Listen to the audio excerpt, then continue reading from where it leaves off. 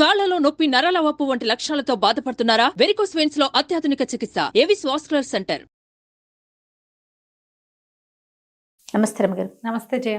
రమగారు, ఒక చందమామ కథ చెప్పండి అండి. అంటే ఈ కాలానికి సరిపడే కథ అవునో కాదో కానీ అట్లా అనిపించిందా మీకు? బాగుంటుంది. అంటే జనాలు దీన్ని ఎట్లా తీసుకోగలరు అనేది తెలియదు నాకు. కథగా చాలా నచ్చింది నాకు. అగ్ని పరీక్ష. ఓకే. పూర్వం కాంబోజ రాజ్యానికి చిత్రవర్మ అని ఒక రాజుగారు ఉండేవారట. అవివాహితుడు. ఆయన పెద్దగా వివాహం ప్రయత్నం పెట్టుకోలే.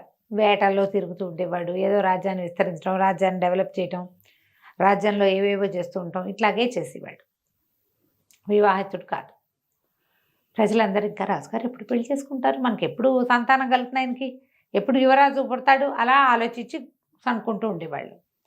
పెద్ద పెద్ద వాళ్ళని ఎవరైనా కలిసినప్పుడు ఇంకా రాజుగారిని పెళ్లి చేసుకోమనండి, ఇంకెంతకాలం వివాహితుడుగా ఉన్నాడు, రేపు పొద్దున రాజ్యానికి ఉత్తరాధికారి కావాలి, ఇలా అడిగేవాళ్ళు. తర్వాత అప్పుడు మంత్రి సామంతులు అందరూ కలిసి ఒకనాడు రాజుని బాగా బలవంత పెట్టి మీరు వివాహం చేసుకోవాలి అని గట్టిగా చెప్పారు. అప్పుడు ఈయన ఏమన్నాడంటే, నాకు కులాలు వాటి పట్టింపు లేదు, ఎవరినైనా సరే ఎవరో ఒకళ్ళని పెళ్లి చేసుకోవడానికి మీరు ఒప్పుకునేటట్టయితే నేను ఎవరో ఒక అమ్మాయిని ర్యాండమ్గా చూసి పెళ్లి చేసుకుంటాను. గుణగణాలే కావాలి కానీ కులగోత్రాదులు నాకు అక్కర్లేదు. అసలు వివాహమే వద్దు, నేను ఆజన్మ బ్రహ్మచారిగా ఉండదలుచుకున్నాను, మీరు చేసుకోమన్నారు కాబట్టి నేను అట్లా చేసుకుంటా అన్నాడు. రాజుకు పెళ్లి కావటమే ముఖ్యమని భావించినటువంటి ప్రజలు, ఈ మొత్తం ఈ పాలనా యంత్రాంగము అందరూ ఒప్పుకున్నారు. రాజుగారి పెళ్లి అన్నారు. పెళ్లి ఏర్పాట్లన్నీ అయినాయి. పెళ్లి కుమార్తె ఎవరో తెలియదు ఇంకా. అయితే పెళ్లి కుమారుడిగా అలంకరింపబడి ఇంకొద్ది గంటల్లో ముహూర్తం అనగా రాజుగారు అలంకారం చేసుకుని గుర్రం వేసుకుని ఆ నగరంలో నగర శివార్లలో ఉన్న ఒక పేద కాపు ఇంటికి వెళ్ళాడు.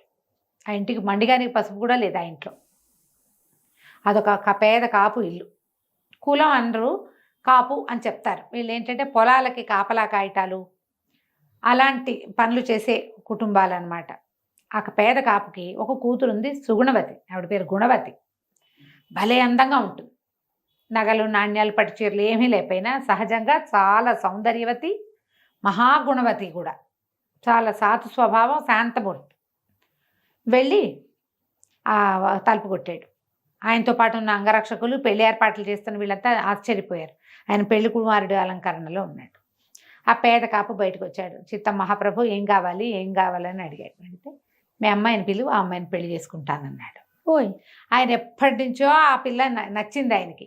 కానీ ఆ పిల్లని చేసుకోవడానికి ప్రజలు కానీ తన తాలూకు సమాజం కానీ ఒప్పుకోదు. ఓ పేద కాపు యువతి ఎట్లా రాణి అవుతుంది?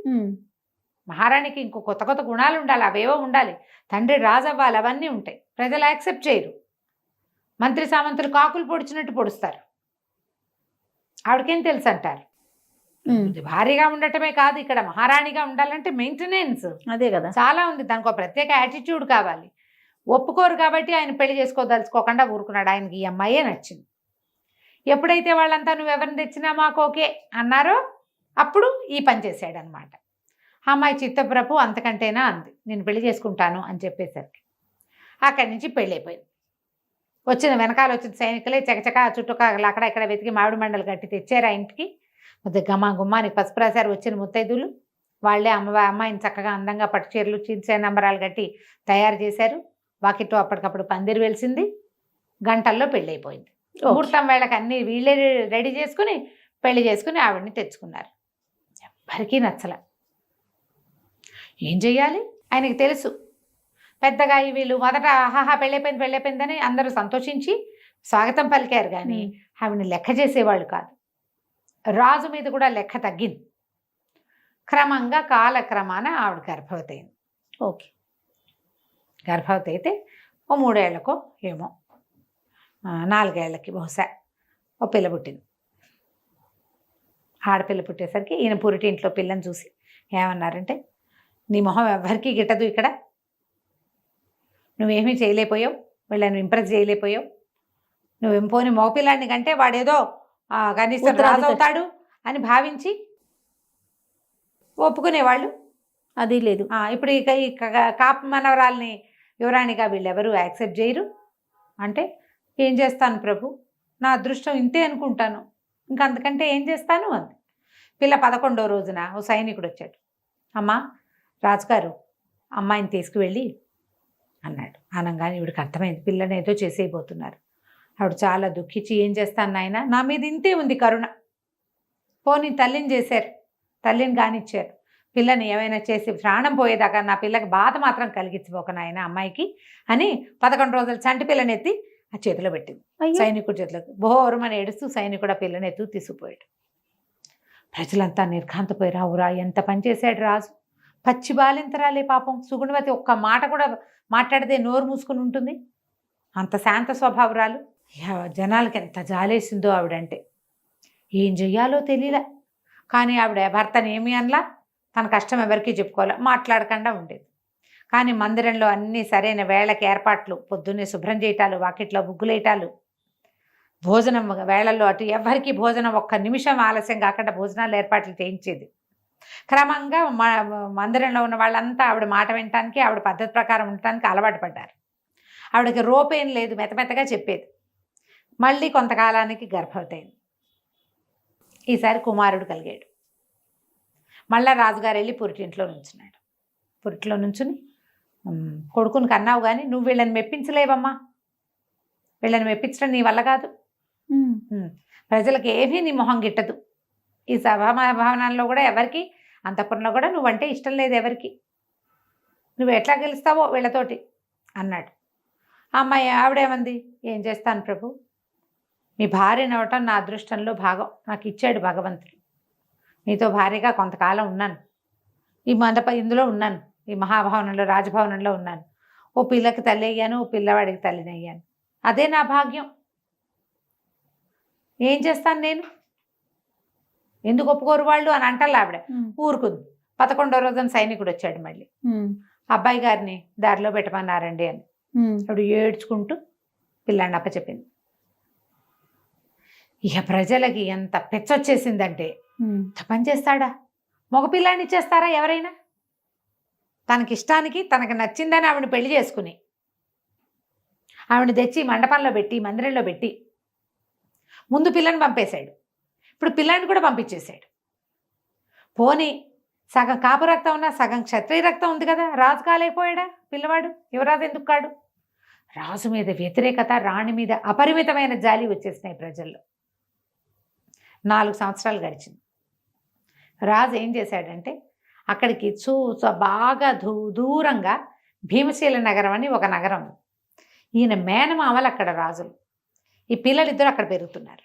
ఓహో, పిల్లని అక్కడ పంపించేశాడు. 4 ఏళ్లకి మళ్ళీ 3 ఏళ్లకి చిన్నపిల్లాడు కూడా అక్కడికే వెళ్ళిపోయాడు. అక్కడ ఆయన మేనమామలు ఉన్నారు, శుభ్రంగా పెంచుతారు, మేనమామల పెంపకాలు మంచివి కదా, అక్కడ పెరుగుతున్నారు. ఈవిడ అట్లా కామ్గా ఉండేది, ఒక్క మాట అనలా భర్తని. ఆయనతో సంసారంలోనే ఉండేది, రాజ్యభారం వహించేది, చుట్టుపక్కల ఉన్న దేవాలయాల్లో అర్చనలు అన్నీ జరిగేవి. 4 ఏళ్లకి ఆయన ఒకరోజు, అమ్మా నువ్వేం చేసినా వీళ్ళ మెప్పు పొందలేవు, అందుకని నిన్ను వెనక్కి పంపించేద్దాం అనుకుంటున్నానంటే, మహాప్రసాదం అలాగే వెళ్ళిపోతానంది ఆవిడ. ఎంత సాధ్వీరమ్మ గారు. దిగి వెళ్ళిపోయింది. ఆవిడ వెళ్ళిపోయి తండ్రి దగ్గరికి వెళ్ళిపోయింది, పేద కాపు ఇంటికి. వాళ్ళ ఇల్లేం మారలా, ఈవిడ రాణి అయింది కానీ వాళ్ళు మామూలుగానే ఉన్నారు. ఈవిడ రోజు అంతకుముందు 10 ఏళ్ల నాడు ఏం పని చేసేదో, 10 ఏళ్ళ మరి ఇంతకాలం అయింది కదా, 10 ఏళ్ల క్రితం ఏం పని చేసేదో, బావికి వెళ్ళి నీళ్లు తెచ్చుకోవటము, ఇంట్లో అన్నం వండుకోవటము, వాకిలు అలకటము, వాళ్ళ నాన్న ఒడ్లు తెస్తే అవి బాగు చేయటం, దంపటం, చాట్లో వేసి చెరగటం మామూలుగా చేసుకునేది. నేను రాజుగారి భార్యనని ఏ రకమైన యాటిట్యూడు ఆవిడ చూపించలే. ఇంకేమిటి, నా భోగం అయిపోయింది, పోలిన భోగం ఎన్నాళ్ళు అంటే మా అత్త సంతపాకి వెళ్ళొచ్చేదాకా అని. సాయంకాలం అయ్యేసరికి వైభోగం అయిపోయింది, సంతానం కూడా కలిగింది, జీవన సాఫల్యం లభించింది. ఆవిడ నిశ్శబ్దంగా ఉండిపోయింది. 2 ఏళ్ళు గడిచినాయి. అసలు రాజు అంటే ఎవర్షన్ వచ్చింది ప్రజలకి, చిచ్చి అనుకున్నారు. అసలు మంత్రులు సామంతులకైతే మరీను మహాసాధ్వి. ఆవిడ వెళ్ళిపోయాక అల్లకల్లోలం అయిపోయింది ఈ అంతఃపురం అంతా. ఆవిడ ఎన్ని రకాల మేనేజ్మెంట్లు చేసేదో నిశ్శబ్దంగా, మొత్తం మేనేజ్మెంట్ అంతా తలకిందులైపోయింది. కొంతమంది దాసాసి కన్నా సాయంత్రం అయ్యేసరికల్లా ఏడ్చు కూర్చునేవాళ్ళు ఆవిడ లేదని. దేవాలయాల్లో అర్చకులు కూడా దీనంగా ఉండేవాళ్ళు. ఆవిడ ఎంత ఆదరంగా పలకరించేదో, ఎంత బాగా చూసిందో, ఎంత మంచిదో, ఎంత నిశ్శబ్ద ప్రాణో. ఆఖరికి పురుడు పోసిన దాదులు వాళ్ళు గట్టిగా నొప్పొచ్చినా ఏడ్చిన రకం కాదమ్మా, ఆ తల్లిని ఇట్లా క్షోభ పెట్టాడు రాజు అని రాజునే తిట్టేవాళ్ళు, తిట్టుకునేవాళ్ళు, ఏం చేయాలో తెలియక. సరే రాజుగారు ఒకనాడు నేను మళ్ళీ వివాహం చేసుకోదలుచుకున్నానని అనౌన్స్ చేశాడు. అనౌన్స్మెంట్ అయ్యేసరికల్లా చుట్టాలు పగ ఏముంది, పెళ్లి ఏర్పాట్లు అవుతున్నాయి. ఈసారి పెళ్లి కూతురు ఎవరో ఎవరికీ తెలియదు.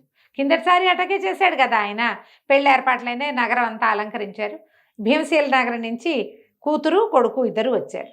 పిల్లకి 12 ఏళ్ళు, 12 ఏళ్ల పిల్ల పై ఊరు నుంచి ఎక్కడి నుంచో వస్తే వీళ్ళు ఏమనుకున్నారు, ఈ పిల్ల పెళ్లి కూతురు అనుకున్నారు జనం అంతా. మరి అప్పట్లో ఏంది 20 ఏళ్ల వార కూడా చేసేవాళ్ళుగా పెళ్లి. ఇప్పుడు పెళ్లి ఏర్పాట్లు అవ్వాలి. పెళ్లి ఏర్పాట్లకి ఏమి సరిగ్గా అవటాల అంతఃపురంలో. ఈయన పోయి భార్య దగ్గరికి వెళ్ళాడు. నేను మళ్ళీ వివాహం చేసుకోదలుచుకున్నానని చెప్పాడు. అప్పటికి మంచిది, మీకు తోడుపాడు కావాలి, అంతఃపురం మేనేజ్మెంట్కి మనిషి ఉండాలి అంది. కానీ ఈ పెళ్లి ఏర్పాట్లు ఏమీ సరిగ్గా అవ్వట్లేదు, నువ్వు నాతో వచ్చి పెళ్లి ఏర్పాట్లు చేయమ్మా అన్నాడు. అట్లాగే మహాప్రసాదం వస్తానంది. ఆవిడ ఈయన వెంబడబడి అంతఃపురానికి వచ్చింది. అక్కడి నుంచి ఈ అమ్మాయి 12 ఏళ్ల బాలాకుమారిగా ఉన్న యువరాణి, ఓ 8 ఏళ్ల మగపిల్లవాడు అమ్మాయి తమ్ముడు ఇద్దరు పల్లకిల్లో నుంచి దిగితే ఆ పిల్ల పెళ్లి కూతురు అనుకుని జనం అంతా గగ్గోలెత్తిపోయారు. మంత్రిను సైన్యాధిపతి వచ్చారు. ప్రభు, మీరు ఇదివరకు ఒక వివాహం చేసుకున్నారు, ఆమెను మేము ఎవ్వరం ఒప్పుకోలేం, కానీ ఆవిడ మహాసాధ్వి, మొత్తం అంతఃపురాన్ని ఒక దారిలోకి తీసుకొచ్చింది, దేవాలయాలు అర్చనలు అన్నీ చక్కగా చేయించింది, మీతో చక్కగా సంసారం నేర్పింది, కుమార్తెకి తల్లైంది, ఆ కుమార్తెని మీరు దక్కనివ్వల. కుమారుడు పిల్లవాడు పుట్టిన ఆ పిల్లవాడినైనా మీరు మాకు యువరాజుగా ఇస్తారేమో అనుకుంటే మీరు ఆ పని చేయలే. పిల్లల్ని ఎక్కడికో పంపించేశారు, ఏదో చేశారు, పంపించేశారు, అట్లా పిల్లల్ని ఆమెకు కాకుండా చేశారు. ఇప్పుడు మీరు ఇంత చిన్న ముక్కుపచ్చలారని పిల్లని పెళ్లి చేసుకోవటం ఏమిటి? అప్పుడు మీకు తగిన వివాహం మీరు చేసుకోవాలి, ఇప్పుడు కూడా మీరు తగిన వివాహం చేసుకోవట్లేదండి. ఈ పిల్లని మరి ఇంత చిన్న పిల్లకి చిలిపితనమే పోలేదు, చిన్నతనం పోని చిన్నపిల్లని పెళ్లి చేసుకోవటం ఏమిటండి అంటే రాజు నవ్వాడు. నీ పెళ్లి చేసుకోవటం ఏమిటి, ఆమె నా కూతురు, ఈ రాజ్యానికి యువరాణి అనేసరికి తెల్లబోయారు. యువరాణి యువరాణి అని అందరూ ఆశ్చర్యపోయారు. సరిగ్గా చూడండి, నా పోలికలోనే ఉంది అమ్మాయి, ఆ పక్కన ఉన్నవాడు ఆమె తమ్ముడు, మీ యువరాజు. మరి పెళ్లి కూతురు ఏది అన్నారు. ఇదిగో అని పాత చీర కట్టుకుని ఏదో దులుపుడు వ్యవహారం చేస్తున్న గుణవతిని చూపించాడు. ఈవిడ్ని మళ్ళీ పెళ్లి చేసుకుందాం అనుకుంటున్నా, మరి అంతఃపురం మేనేజ్మెంట్లు ఇవన్నీ చేయాలి కదా, ఈ పిల్లలిద్దరిని పెంచాలంటే నేను ఎక్కడ పెంచుతాను అనగానే గోలెత్తిపోయారు జనం అంతా. ఆవిడకి చక్కగా అలంకారం చేసి మహారాణితోటి మళ్ళీ పెళ్లి చేసుకున్నాడు రాజు. ఇక ఆ తర్వాత ఎప్పుడూ ఆమె పట్ల వ్యతిరేకత రాలా రాజ్యంలో. ఆమెకి సానుకూలంగా ఈ ప్రపంచాన్ని మార్చడానికి ఆయన ఈ పని చేశాడు. అదొక అగ్ని పరీక్ష ఆమెకి. ప్రజలు ఆమెను యాక్సెప్ట్ చేయడం కోసం ఏం చేశాడు, రాముడు సీతని అగ్ని పరీక్ష చేశాడా? ఈ అగ్ని పరీక్షకి గురి చేశాడు. సంతానాన్ని దూరం చేసినా భర్తకి వ్యతిరేకం కాలే ఆవిడ. అందుకేనా మీరు ముందన్నారు ఈ కథ ఈ జనరేషన్కి నచ్చకపోవచ్చు. నీకే నచ్చలేదు, 30 రంగులు మారినాయి నీ మొహంలో, అస్సలు నచ్చలేదు. చాలా మంది ఏం చేస్తారు జయ, భర్త ఇంపార్టెంట్ కాదు, పిల్లలే ఇంపార్టెంట్, నా పిల్ల నాకు చాలా ఇంపార్టెంట్ అంటారు.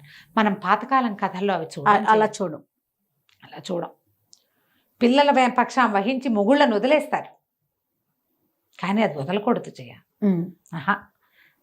మనకి భగవంతుడు ఇచ్చింది భర్తని, అతనితో ఉండాలి.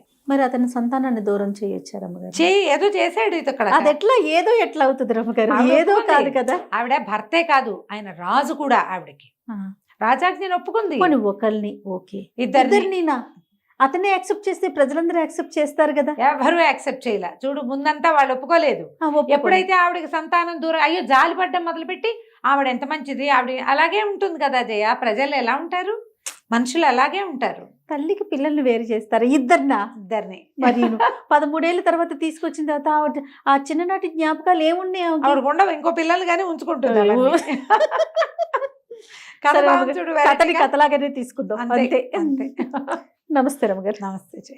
సుమన్ టీవీలో మీ పర్సనల్ అండ్ బిజినెస్ ప్రమోషన్స్ కోసం కింది నెంబర్కి కాంటాక్ట్ చేయండి.